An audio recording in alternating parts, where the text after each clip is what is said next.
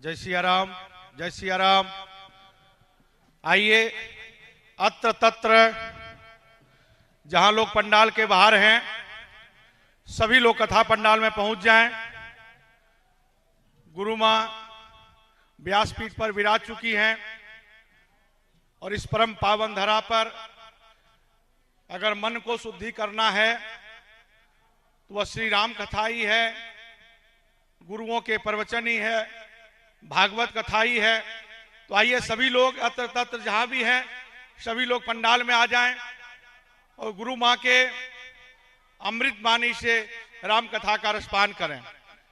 परम पावन धरा प्रयागराज की त्रिवेणी धरा, जहां गंगा जमुना सरस्वती यह धरा है और महाकुंभ का समय, पूर्ण महाकुंभ का समय हम और आप परम पूज्य श्रद्धेय अर्चनीय वंदनीय पूजनीय धर्मनिष्ठ तपोनिष्ठ कर्मनिष्ठ ज्ञानवीर कर्मवीर हमारे संत सम्राट संत दिवाकर कमल संत शिरोमणि परम पूज्य श्रद्धेय अर्चनीय वंदनीय पूजनीय हमारे पूज्य पाद गुरुदेव आवाहन पीठाधीश्वर आचार्य महामंडलेश्वर अवधूत बाबा अरुण गिरी जी महाराज के सानिध्य में यह कथा चल रहा है। उनके गुरु जी महायोगी पायलट बाबा का संकल्प था कि गुरु मां का कथा कराना है, लेकिन संजोग हो नहीं पाया और मेरे दादा गुरु जी कैलाशवासी हो गए। उस संकल्प को मेरे गुरुदेव वाहन पीठाधीश्वर आज इस पावन धरा पर उनकी वाणी से कहा का संकल्प लिया आज पूरा कर रहे हैं। क्योंकि जो काम पिता नहीं कर पाता है उनके संकल्पों को आपने सुनी उस दिन कि राम ने पूरा किया, तो उसी तरह गुरु के शिष्यों का भी काम है कि गुरु जो संकल्प ले उनके शिष्य को पूरा करना है। इस धरा पर वात्सल्य की मूर्ति, ज्ञान की गंगा बहाने वाली गुरु मां महामंडलेश्वर मां करकेश्वरी देवी जी, जिनके वाणी से हमको लगता है मुझे जब होश हुआ तब से मैं कथा इनकी सुन रहा हूं, मेरे होश से।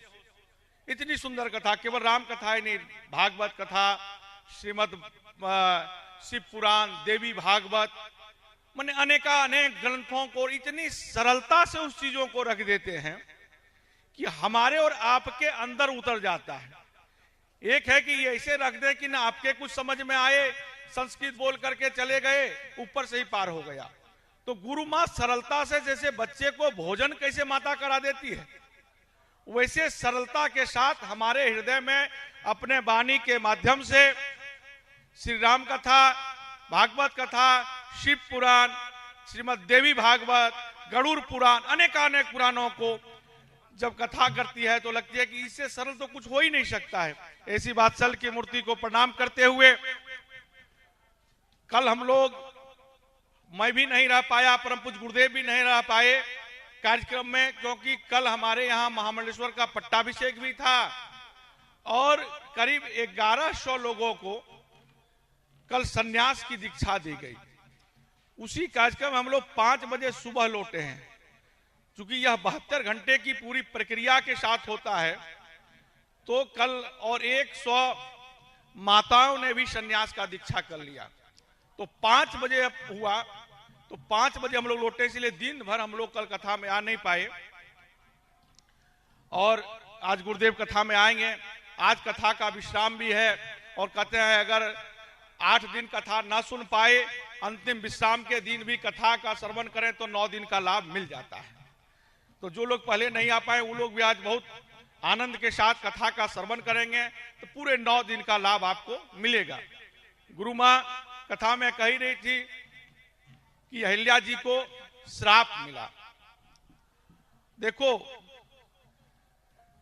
हमारे गुरुदेव कहते हैं अरे संतों का वरदान न ले पाओ, आशीर्वाद न ले पाओ, अगर श्राप भी मिल जाए तो वरदान ही साबित होता है। क्यों? क्योंकि गुरुदेव का दर्शन हो जाता है। कितने लोगों को श्राप मिला, सब वरदान साबित हुआ। राजा परीक्षित को श्राप मिला कि 7 दिन के अंदर आपको सर्प काटेगा और आप चले जाएंगे।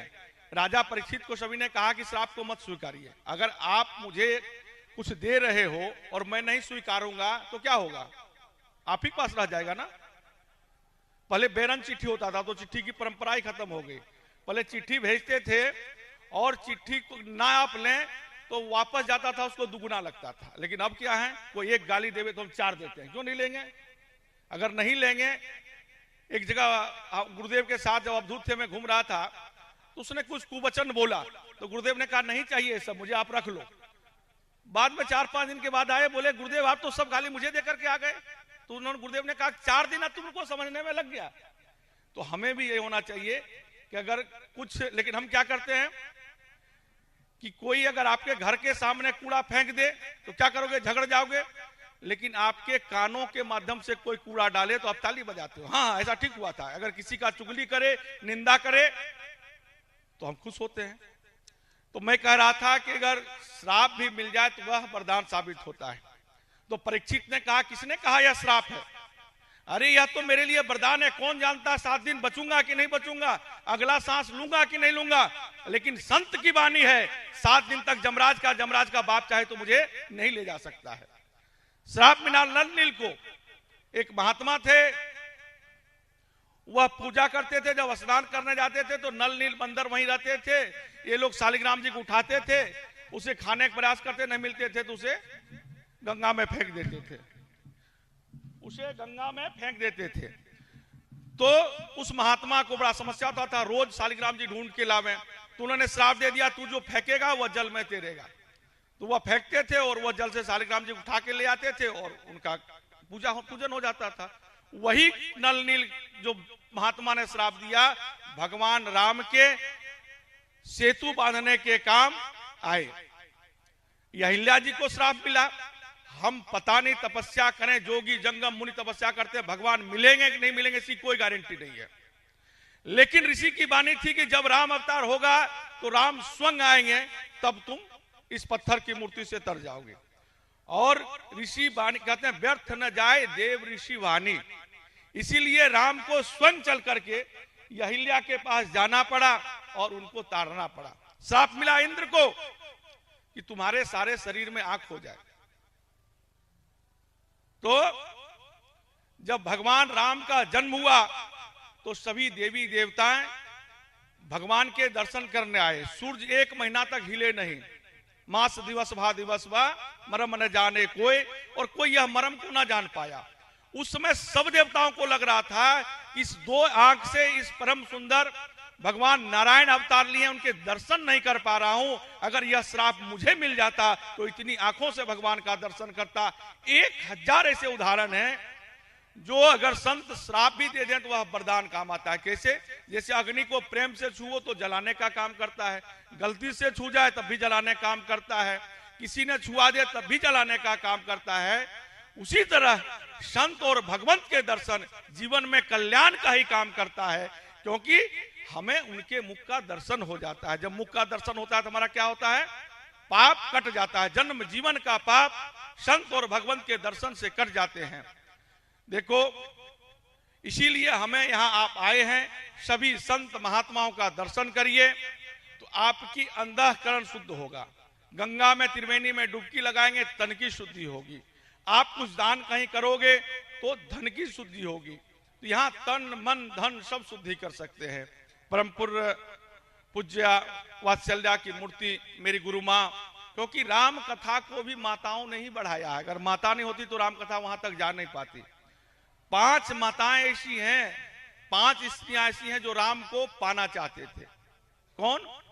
सीता जी, सती जी, शूर्पणखा, सबरी जी और स्वयं प्रभा। लेकिन सब अलग अलग ढंग से पाना चाहती थी। सबरी जी प्रतीक्षा से, सीता जी इच्छा से, सती जी परीक्षा से, शूर्पणखा समीक्षा से और स्वयं प्रभा शिक्षा के माध्यम से पाना चाहते हैं। तो हमारा और आपका भी लक्ष्य एक ही है, भगवान को पाना है। चाहे वह जप करके हो जाए, तप करके हो जाए, राम कथा सुन के हो जाए, त्रिवेणी में डुबकी लगा करके हो जाए, लेकिन हमारा लक्ष्य क्या है? भगवान को पाना। तो हम और आप इसी लक्ष्य के साथ जीवन को जिए, आते जाते खाते पीते उठते बैठते चलते फिरते भगवान राम राम राम राम करते रहे। कोई जरूरी नहीं है कि हम पूजा के लिए घंटा बैठे तभी करें, जब भी जो ही कार्य कर रहे हैं तभी राम राम राम राम राम राम राम राम राम राम मेरे मन में चलता रहे। क्योंकि आप जानते हैं वाल्मीकि जी मरा मरा कह करके रामायण वाल्मीकि रामायण की रचना कर दिया। मरा, आप जब कन्नड़ जाओगे तो वृक्ष को कहते हैं मरा, तो बोले तुम क्या जानते हो, बोले मार के वृक्ष के पीछे मरा के पीछे छिप जाता हूं। और राम का भी उल्टा मरा होता है, मरा मरा मरा तो राम हो जाएगा ऑटोमेटिक। धारा धारा धारा कहें तो राधा राधा राधा राधा आने लगती है। तो आइए समय की गरिमा को रखते हुए हम लोग भी गुरु माँ को सुनने आए हैं, तो गुरु माँ से चरणों में कोटि प्रणाम करते हुए कि हम लोगों को राम कथा का रसपान कराएं, हमारा जीवन का कल्याण हो, राम के प्रति हमारा प्रेम हो, राम के प्रति हमारा श्रद्धा हो और राम के हम हो जाएं और राम हमारे हो जाएं। ऐसी कृपा गुरु माँ आप हम लोगों पर सदैव करें। और परम पूज्य गुरुदेव आवाहन पीठाधीश्वर आचार्य महामंडलेश्वर जी का सानिध्य आशीर्वाद हम आपको मिलता रहे, जो हमारा और आपका जीवन कल्याण हो। जय सिया राम, जय सिया राम।